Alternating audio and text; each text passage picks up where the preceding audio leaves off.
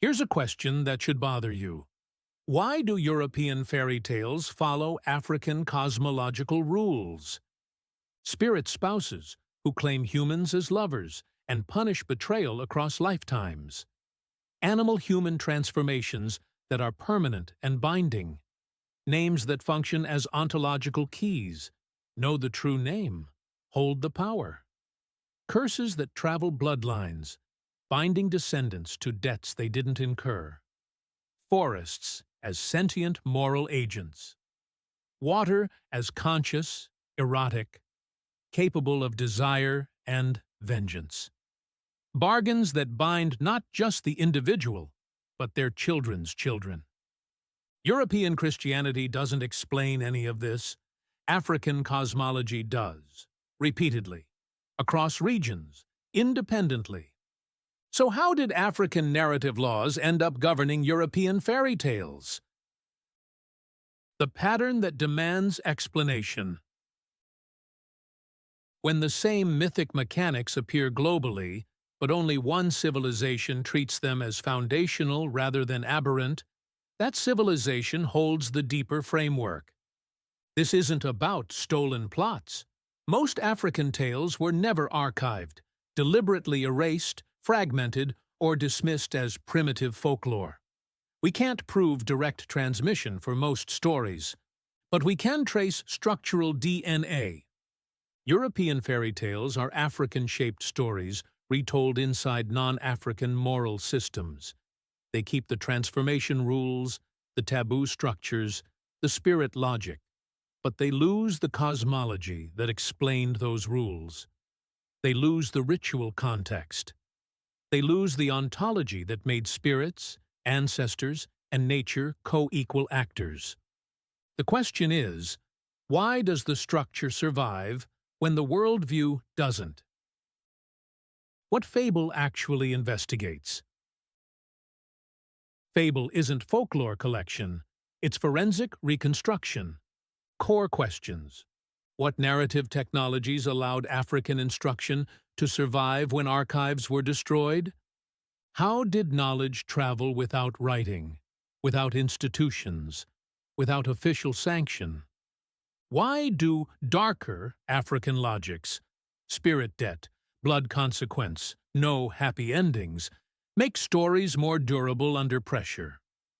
What evidence exists that European tales inherited African mechanics even when African origins were erased? The evidence trail. African fables embed law, ethics, cosmology into narrative that can be remembered, retold, adapted without losing core logic. They teach through consequence, not explanation. They conceal instruction under allegory when direct teaching is dangerous. This wasn't ornament. This was survival technology. The Fable Griot score system. Here's where it gets architecturally interesting. Fable didn't work alone. It was one component of a three-part transmission system. The engineering problem. How do you preserve critical knowledge across time, centuries, millennia? Space, forced migrations, displacements, disruption, wars, conquests, political collapse, suppression, deliberate destruction by hostile forces. The African solution. Fable equals encoding problem-solved compress law, ethics, cosmology into memorable story form. Make it entertaining enough to retell, but structured enough to preserve core logic. Griot equals transmission problem-solved, trained specialists whose authority derives from accuracy. Communal verification prevents corruption. Multiple lineages create redundancy. Kill one griot, others continue. Score equals durability problem solved. Embed knowledge in rhythm, chant, song. Put it in the body. When you can't carry books, you carry patterns. When writing is banned, rhythm persists. Remove any one, the system fails. Fable without griot to corruption. No accuracy check. Griot without score, too vulnerable to forced migration. Knowledge dies with displacement. Score without fable, too empty pattern, nothing to transmit. Together, complete knowledge architecture designed for catastrophic rupture. Why the darker logic matters. African fables lean into spirit spouses, revenge, witchcraft, possession, unresolved debt, refusal of neat endings. European collectors called this primitive or inappropriate for children. They missed the point entirely. African fables aren't comfort stories. They're instruction manuals for surviving a sentient universe. The darkness isn't cruelty, it's realism. In African cosmology, the world is not safe. Balance is not guaranteed. Survival requires knowledge of consequence. Actions bind descendants. Spirits have agency. Nature judges. This creates more durable instruction because fear is a better teacher than comfort. Consequences stick in memory. Unresolved endings demand interpretation. Engagement, not passive consumption. Moral ambiguity forces thinking. European fairy tales became nursery tales, sanitized, Christianized, morally closed. African fables remained adult instruction that children could access but not exhaust. That difference explains survival rates. The evidence question. What actually proves African structural ancestry? Not direct manuscript trails, most don't exist, that's the point of erasure, but cosmological mechanics that only make sense within African worldviews. Narrative patterns that appear across African regions independently. Transformation rules that predate European contact. Spirit logic documented in African systems millennia before European folklore collection. Diaspora continuities. Same patterns surviving Atlantic crossing, under conditions designed to destroy all cultural transmission. The Suriname test.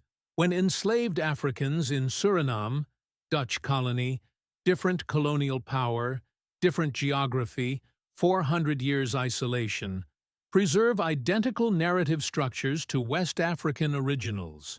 That's not coincidence. That's transmission working exactly as engineered. The investigative payoff. Understanding Fable as investigative framework answers questions standard approaches can't.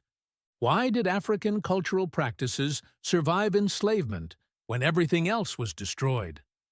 Because knowledge was distributed across story, fable, custodians, griot, and rhythm, score.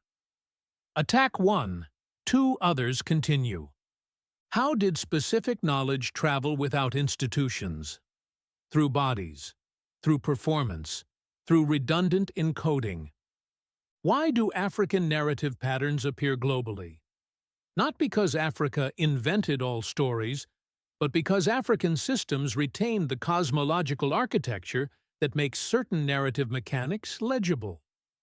What does this reveal about knowledge preservation under catastrophe? Centralized archives fail.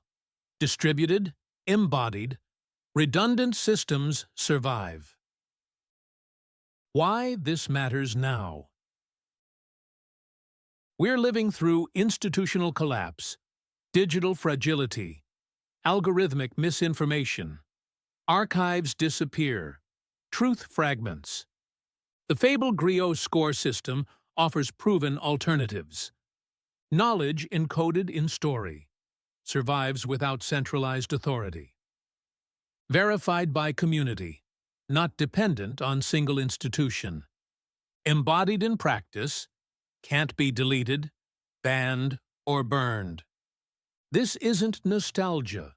This is blueprint for resilience when permanence can't be guaranteed. African Fable doesn't just preserve stories. It preserves the laws of how knowledge survives when systems designed to protect it fail. And those laws are still working. In the patterns we recognize, the stories that stick, the truths we carry without knowing why. The Bridgeworks is an original civilizational framework developed by Chinenye Egbuna Ikwemesi within Aphrodites.